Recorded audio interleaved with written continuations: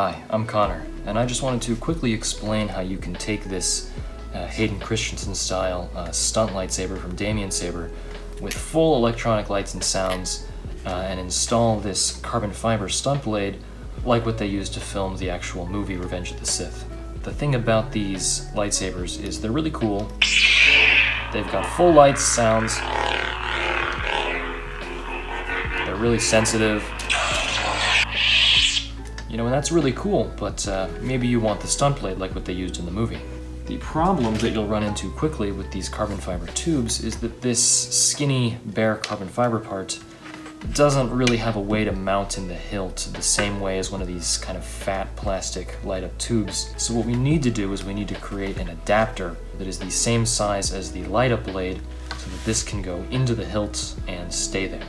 The simplest way to do that is to take a bit of plastic tubing. This is red PVC pipe from the hardware store.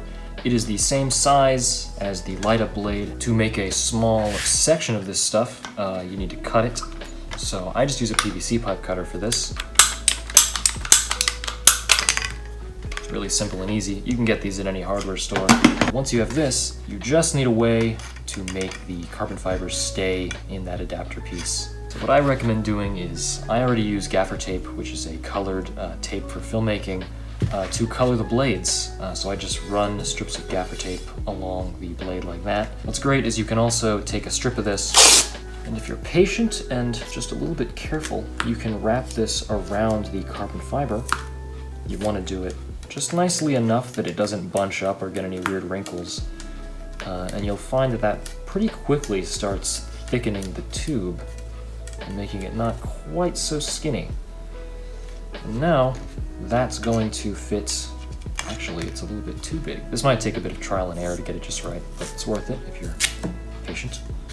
Take a little bit less tape, let's see, there we go.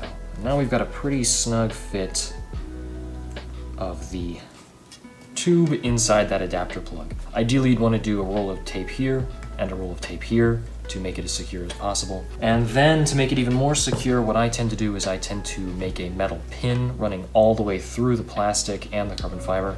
I did this just by taking a small nail and I hammered it straight through, so there's a nail running all the way through there. I had to saw the head of the nail off, so it's basically just a metal pin now.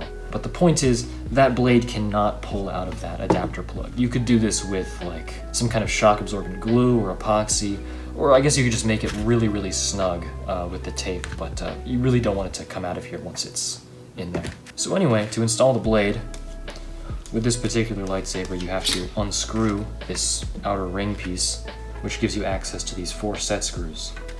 And from there, you can take an Allen key, and you just loosen these 4 screws. Pretty simple. Slide that out. And then put the ring over your little adapter here, and tighten this down. You ideally want these set screws to really kind of embed themselves in the plastic so that it's not gonna, again, fly out, hit somebody in the eye. That's never fun if you've ever done that before. And now all you gotta do is slide that into the stunt hilt.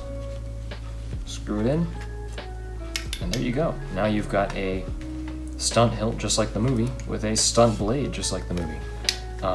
And then it's also very easy to change it back to being fully electronic, so you kind of got the best of both worlds here, really easy. The last thing that I like to do is, when I'm using the stunt blade, I like to just take the electronics out. You don't really have to do this, but I do worry about the amount of shock that comes through these carbon fiber tubes damaging the electronics. I don't know that it will, I've never had that happen.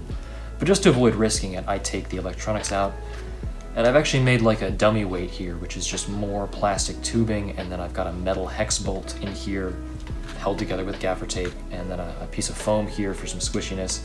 And all this does is it kind of adds some weight back to the hilt, even when the electronics aren't in there. And now we've got a fully non-electronic hilt, just like the one from Revenge of the Sith. It's even got a balance point kind of right here on the middle, which is accurate to the screen-used prop. So really, really cool. Video over.